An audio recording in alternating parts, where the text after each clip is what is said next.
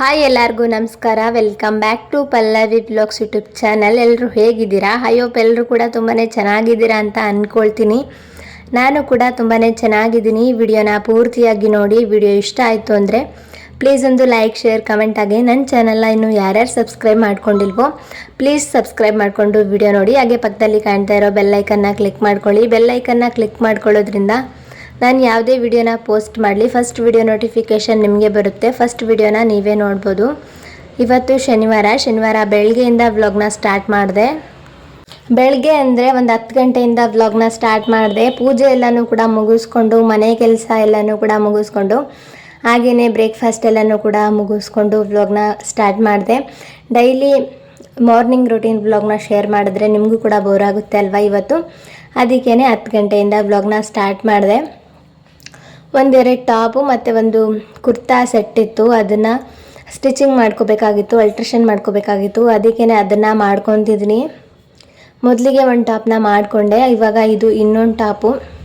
ಇವಾಗ ಇದನ್ನು ಕೂಡ ಸೈಡಲ್ಲಿ ಅಲ್ಟ್ರೇಷನ್ ಮಾಡ್ಕೊತಿದ್ದೀನಿ. ಮನೆಯಲ್ಲೇ ಮಿಷಿನ್ ಇದ್ದರೆ ನಾವು ಯಾವಾಗ ಬೇಕೋ ಆವಾಗ ಈಸಿಯಾಗಿ ಮಾಡ್ಕೊಂಬಿಡ್ಬೋದು. ಹಾಗೆಯೇ ಈ ಟಾಪ್ ಒಂದು ಇದಕ್ಕೆ ಪ್ಯಾಂಟ್ ಮತ್ತು ವೇಲ್ ಸೆಟ್ ಬಂದಿದೆ. ಇದನ್ನು ನಾನು ಫ್ಲಿಪ್ಕಾರ್ಟಿಂದ ಆರ್ಡ್ರ್ ಮಾಡಿದ್ದೀನಿ. ಅದು ಕೂಡ ಬಂದಿತ್ತು ಅಲ್ವಾ. ಇವತ್ತು ಹೆಂಗಿದ್ರು ಫ್ರೀ ಇದ್ದೆ, ಹಾಗೆ ವ್ಲಾಗ್ ಕೂಡ ಮಾಡ್ಕೊತಿದ್ದೆ. ಅದಕ್ಕೇ ಸ್ಟಿಚಿಂಗ್ ಕೂಡ ಮಾಡ್ಕೊಂಬಿಡೋಣ ಅಂದ್ಕೊಂಡು ಮಾಡ್ಕೊತಿದ್ದೀನಿ. ಹಾಗೆಯೇ ವೀಡಿಯೋನು ಕೂಡ ಮಾಡಿ ನಿಮ್ಮ ಜೊತೆನೂ ಶೇರ್ ಮಾಡ್ಕೊತಿದ್ದೀನಿ. ಇದ್ರ ಲಿಂಕ್ನ ನಾನು ಡಿಸ್ಕ್ರಿಪ್ಷನಲ್ಲಿ ಹಾಕಿರ್ತೀನಿ. ಹಾಗೆಯೇ ನಾನು ಇನ್ನೊಂದು ಮೆರೂನ್ ಕಲರ್ ಕುರ್ತಾ ಸೆಟ್ನ ಹಾಕ್ಕೊಂಡಿದ್ದೆ ಅಲ್ವಾ ಮೊನ್ನೆ ಮನೆ ದೇವ್ರಿಗೆ ಹೋಗ್ಬೇಕಾದ್ರೆ, ಅದ್ರ ಲಿಂಕ್ನೂ ಕೂಡ ಕೇಳಿದರೆ ಅದು ಚೆನ್ನಾಗಿತ್ತು ಅಂತ, ಕಾಟನ್ದು. ಅದಕ್ಕೆ ಇದು ಇನ್ನೊಂದು ತರಿಸ್ಕೊಂಡಿದ್ದೀನಿ. ಈ ಕಲರ್ ನನ್ನ ಹತ್ರ ಇರಲಿಲ್ಲ, ಅದಕ್ಕೇ ಇದನ್ನು ತರಿಸ್ಕೊಂಡಿದ್ದೀನಿ. ಅದ್ರದ್ದು ಮತ್ತು ಇದ್ರದ್ದು ಲಿಂಕ್ನ ನಾನು ಡಿಸ್ಕ್ರಿಪ್ಷನಲ್ಲಿ ಹಾಕಿರ್ತೀನಿ. ನಿಮ್ಗೆ ಯಾರಿಗಾದರೂ ಇಷ್ಟ ಇದ್ದರೆ ತೊಗೋಬೋದು.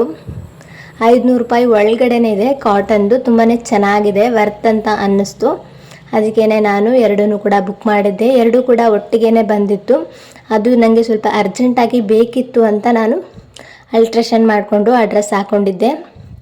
ಈ ಡ್ರೆಸ್ ಏನು ಹಾಕೊಳ್ಳೋದು ಅಷ್ಟೊಂದು ಅವಸರ ಇರಲಿಲ್ಲ, ಅದಕ್ಕೇ ಇದನ್ನು ಹಂಗೆ ತೆಗೆದಿಟ್ಟಿದ್ದೆ. ಇವತ್ತು ಫ್ರೀ ಇದ್ದೆ ಅಲ್ವಾ, ಅದಕ್ಕೇ ಇವತ್ತು ಇದನ್ನು ಅಲ್ಟ್ರೇಷನ್ ಮಾಡ್ಕೊಂಡು ಕಡಿಮೆ ಪ್ರೈಸಿಗೆ ಸಿಕ್ತು. ಲುಕ್ ಅಂತೂ ಚೆನ್ನಾಗಿರುತ್ತೆ ಡ್ರೆಸ್ ಹಾಕ್ಕೊಂಡಾಗ. ಅದಕ್ಕೇ ನಾನು ಎರಡನ್ನ ತರಿಸ್ಕೊಂಡಿದ್ದೀನಿ.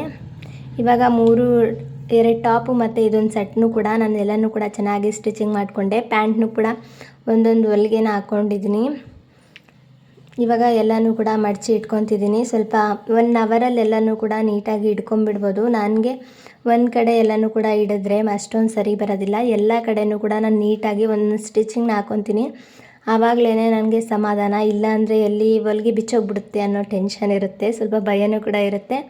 ಅದಕ್ಕೇ ನಾನು ಎಲ್ಲ ಕಡೆಯೂ ಕೂಡ ಸ್ಟಿಚಿಂಗ್ನ ಹಾಕ್ಕೊಂಡಿನಿ. ಅದಕ್ಕೇ ಒಂದು ಸ್ವಲ್ಪ ಟೈಮ್ ತೊಗೊಂತು. ಇವಾಗ ಎಲ್ಲನೂ ಕೂಡ ನೀಟಾಗಿ ಮಡಚಿ ಕಬೋರ್ಡಲ್ಲಿ ಜೋಡಿಸ್ಕೊಂಡ್ರೆ ಆಯಿತು. ನನಗೆ ಯಾವಾಗ ಬೇಕು ಆವಾಗ ಡ್ರೆಸ್ನ ಆರಾಮಾಗಿ ಹಾಕೋಬೋದು. ಇನ್ನು ಡ್ರೆಸ್ ಸ್ಟಿಚಿಂಗ್ ಎಲ್ಲನೂ ಕೂಡ ಮುಗಿಸಿ ಒಂದು ಸ್ವಲ್ಪ ಹೊತ್ತು ರೆಸ್ಟ್ ಮಾಡಿದೆ. ಸ್ವಲ್ಪ ಹೊತ್ತು ರೆಸ್ಟ್ ಮಾಡಿ ಮಧ್ಯಾಹ್ನ ಆಗಿತ್ತಲ್ವ, ಶರ್ಬತ್ ಕುಡಿಬೇಕು ಅಂತ ಅನ್ನಿಸ್ತಾಯಿತ್ತು. ಅದಕ್ಕೇ ಶರ್ಬತ್ನ ಮಾಡ್ಕೊತಿದ್ದೀನಿ.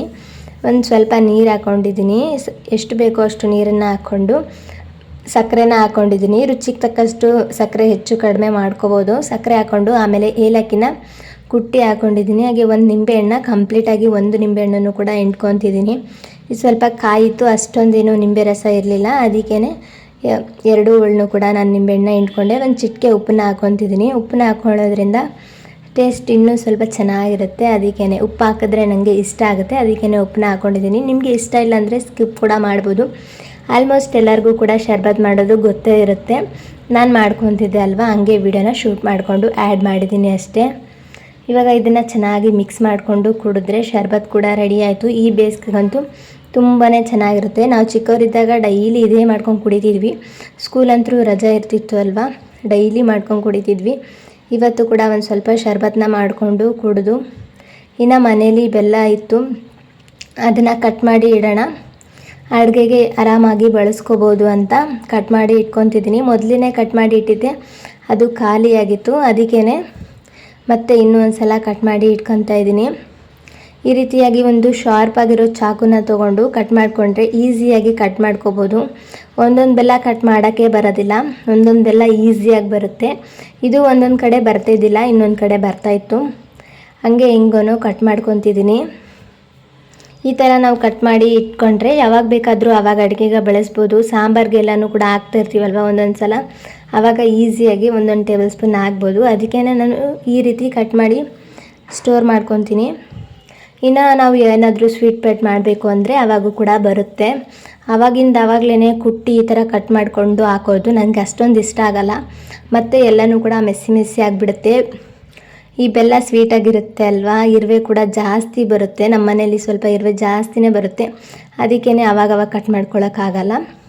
ಈ ರೀತಿ ಕಟ್ ಮಾಡಿ ಇಟ್ಕೊತೀನಿ.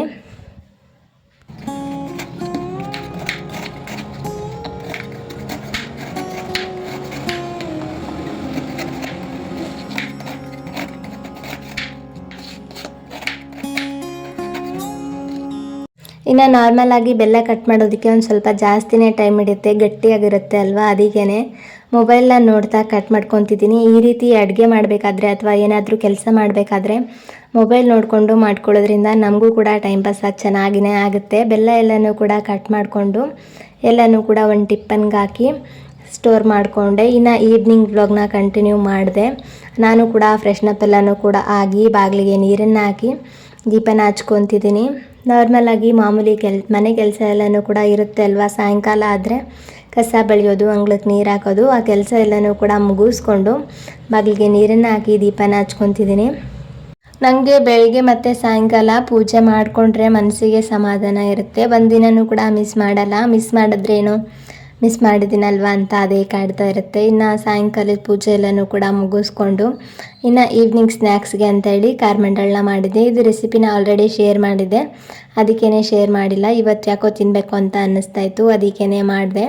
ಇನ್ನು ಸ್ನ್ಯಾಕ್ಸ್ ಎಲ್ಲನೂ ಕೂಡ ಮುಗಿಸ್ಕೊಂಡು ನೈಟ್ ಅಡುಗೆಗೆ ರೆಡಿ ಮಾಡ್ತಿದ್ದೀನಿ. ಸಿಂಪಲ್ಲಾಗಿ ರೊಟ್ಟಿ ಮತ್ತು ಬೆಂಡೆಕಾಯಿ ಪಲ್ಯ ಮಾಡ್ಕೊಳ್ಳೋಣ ಅಂದ್ಕೊಂಡಿದ್ದೀನಿ. ಅದಕ್ಕೇ ಮೊದಲಿಗೆ ಬೆಂಡೆಕಾಯಿನ ಮಧ್ಯಾಹ್ನನೇ ಚೆನ್ನಾಗಿ ತೊಳೆದಿಟ್ಟಿದ್ದೆ.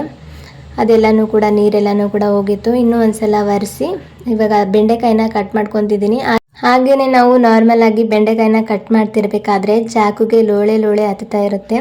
ಹಾಗೆ ಹಂಗಾದರೆ ನಮಗೆ ಬೆಂಡೆಕಾಯಿ ಕಟ್ ಮಾಡೋಕ್ಕೂ ಕೂಡ ಅಷ್ಟೊಂದು ಇಂಟ್ರೆಸ್ಟ್ ಬರೋದಿಲ್ಲ. ಅದಕ್ಕೇ ಚಾಕುಗೆ 2 ಸೈಡ್ ಕೂಡ ಒಂದು ಸ್ವಲ್ಪ ಅಡುಗೆಗೆ ಬಳಸ್ತೀವಲ್ವ, ಆ ಎಣ್ಣೆ ಹಚ್ಕೊಂಡು ಕಟ್ ಮಾಡಿದ್ರೆ ಚಾಕುಗೆ ಜಾಸ್ತಿ ಲೋಳೆ ಅಂತ ಏನೂ ಅನಿಸೋದಿಲ್ಲ. ನಾನು ಇದೇ ಟಿಪ್ನ ಫಾಲೋ ಮಾಡ್ತೀನಿ. ನೀವು ನೋಡ್ತಾ ಇರ್ಬೋದು, ಒಂದು ಸ್ವಲ್ಪನೂ ಕೂಡ ಚಾಕುಗೆ ಲೋಳೆ ಅಂತ ಅನ್ನಿಸ್ತಾ ಇಲ್ಲ. ಚಾಕುಗೆ ನೀಟಾಗೂ ಕೂಡ ಇರುತ್ತೆ.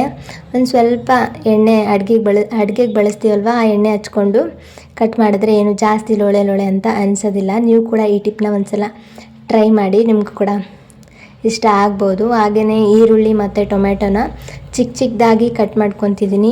ಈ ಚಿಕ್ಕ ಚಾಕುನಲ್ಲೇ ಮೊದಲಿಗೆ ಬೆಂಡೆಕಾಯಿನ ಕಟ್ ಮಾಡ್ತಿದ್ದೆ, ಅಷ್ಟೊಂದು ಕಂಫರ್ಟಬಲ್ ಆಗಿರಲಿಲ್ಲ. ಅದಕ್ಕೇ ಈರುಳ್ಳಿ ಟೊಮೆಟೊ ಕಟ್ ಮಾಡ್ಕೊಳ್ಳೋದಕ್ಕೆ ಈ ಚಾಕುನ ಬಳಸ್ತಿದ್ದೀನಿ. ನನಗೆ ಈ ಚಾಕು ತುಂಬಾ ಇಷ್ಟ, ತುಂಬಾ ಶಾರ್ಪ್ ಇದೆ, ಬೇಗನೂ ಕೂಡ ಕಟಿಂಗ್ ಆಗೋಗುತ್ತೆ. ಹಾಗೆ ಎಲ್ಲನೂ ಕೂಡ ಕಟ್ ಮಾಡಿ ಸೈಡಲ್ಲಿ ಎತ್ತಿಟ್ಕೊಂಡು ಒಂದು ಕಡಾಯಿನ ಇಟ್ಕೊಂಡು ಸ್ವಲ್ಪ ಎಣ್ಣೆ, ಸಾಸಿವೆ, ಜೀರಿಗೆ, ಕರಿಬೇವು ಹಾಕ್ಕೊಂಡು 1 ನಿಮಿಷ ಫ್ರೈ ಮಾಡಿಕೊಂಡು ಆಮೇಲೆ ಕಟ್ ಮಾಡ್ಕೊಂಡಿರೋ ಈರುಳ್ಳಿ ಹಾಕ್ಕೊಂಡು ಒಂದು ಸ್ವಲ್ಪ ಚೆನ್ನಾಗಿ ಫ್ರೈ ಮಾಡ್ಕೋಬೇಕು. ಸ್ವಲ್ಪ ಸಾಫ್ಟ್ ಆಗಬೇಕು, ಅಲ್ಲಿ ತನಕ ಈರುಳ್ಳಿನ ಚೆನ್ನಾಗಿ ಫ್ರೈ ಮಾಡ್ಕೊಬೇಕು. ಆಮೇಲೆ ಬೆಂಡೆಕಾಯಿನ ಹಾಕ್ಕೊತಿದ್ದೀನಿ. ಈ ಹಂತದಲ್ಲಿ ಬೆಂಡೆಕಾಯಿನ ಹಾಕಿ ಈರುಳ್ಳಿ ಮತ್ತು ಬೆಂಡೆಕಾಯಿನ ಇನ್ನೂ ಒಂದು ಸಲ ಚೆನ್ನಾಗಿ ಫ್ರೈ ಮಾಡ್ಕೋಬೇಕು. ಬೆಂಡೆಕಾಯಿ ಲೋಳೆ ಎಲ್ಲನೂ ಕೂಡ ಹೋಗಬೇಕು, ಅಲ್ಲಿ ತನಕ ಫ್ರೈ ಮಾಡ್ಕೋಬೇಕು. ನಾರ್ಮಲಾಗಿ ಮೊದಲಿಗೆ ಬೆಂಡೆಕಾಯಿನ ಹುರಿದು ಹಾಕಿ ಪಲ್ಯನೂ ಕೂಡ ಮಾಡ್ತಾರೆ, ನಾನು ಒಂದೊಂದು ಸಲ ಹಾಗೇ ಮಾಡೋದು. ಇವತ್ತು ಈ ರೀತಿ ಮಾಡ್ಕೊತಿದ್ದೀನಿ. ಎರಡೂ ಕೂಡ ಒಂದೇ ಟೇಸ್ಟ್ ಇರುತ್ತೆ. ಅದಕ್ಕೇ ಮೊದಲಿಗೆ ಬೆಂಡೆಕಾಯಿನ ಹುರಿದಿಲ್ಲ, ಇವಾಗ ಈರುಳ್ಳಿ ಜೊತೆ ಇದನ್ನು ಚೆನ್ನಾಗಿ ಹುರಿತಾ ಇದ್ದೀನಿ. ಒಂದು 5 ನಿಮಿಷ ಇದನ್ನು ಚೆನ್ನಾಗಿ ಹುರ್ಕೋಬೇಕು. ಲೋಳೆ ಎಲ್ಲನೂ ಕೂಡ ಚೆನ್ನಾಗಿ ಹೋಗಬೇಕು. ಇವಾಗ ಎಲ್ಲನೂ ಕೂಡ ಲೋಳೆ ಹೋಗಿದೆ. ಅದಕ್ಕೇ ಇವಾಗ ಟೊಮೆಟೊನ ಕಟ್ ಮಾಡಿಟ್ಟಿದ್ದೆ ಅಲ್ವಾ, ಆ ಟೊಮೆಟೊನ ಇದಕ್ಕೆ ಹಾಕ್ಕೊತಿದ್ದೀನಿ. ಆಮೇಲೆ ರುಚಿಗೆ ತಕ್ಕಷ್ಟು ಉಪ್ಪನ್ನು ಹಾಕ್ಕೊತಿದ್ದೀನಿ. ಆಮೇಲೆ ಒಂದು ಚಿಟಿಕೆ ಅರಿಶಿನ ಪುಡಿ ಹಾಕ್ಕೊಂಡು ಒಂದು ಸಲ ಚೆನ್ನಾಗಿ ಇದನ್ನು ಮಿಕ್ಸ್ ಮಾಡ್ಕೊತಿದ್ದೀನಿ.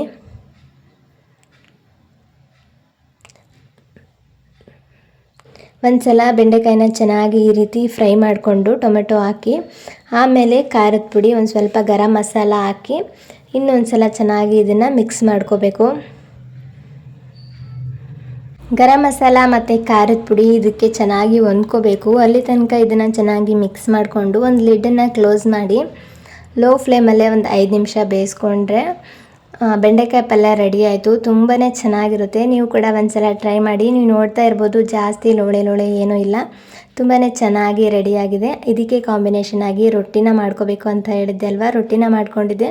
ಹಾಗೆಯೇ ಈ ವ್ಲಾಗ್ನ ಇಲ್ಲಿಗೆ ಎಂಡ್ ಮಾಡ್ತಿದ್ದೀನಿ. ಕೊನೆ ತನಕ ಯಾರೆಲ್ಲ ವಿಡಿಯೋ ನೋಡಿದ್ದೀರಾ, thank you so much. Keep supporting.